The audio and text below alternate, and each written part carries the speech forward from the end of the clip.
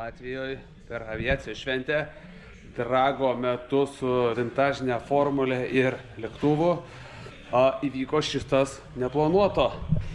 Tai vat štai labai gražiai susukom pusašį, atrodo startas kaip ir buvo labai protingas, lėtas, tikslus ir toks nedurnavot, bet šitam pusašiui tas neatrodė labai protinga ir šitas pusašis išėjo iš čiato.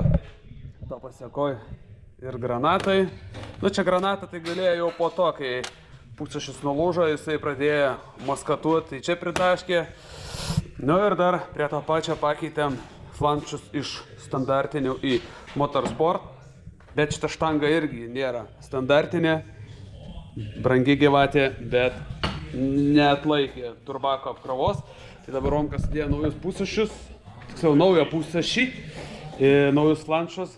Ir štai ką aš galvoju, ką reikia padaryti po to.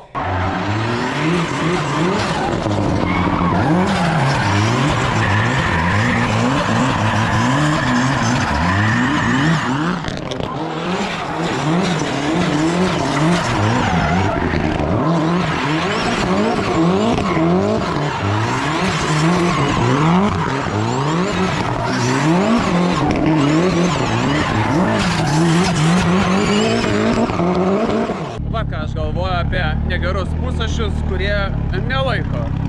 Pusašiai turi laikyti. Nesvarbu, kad šitam žvėriai virš 500 N, tai pusašiai tai turi laikyti, ar ne?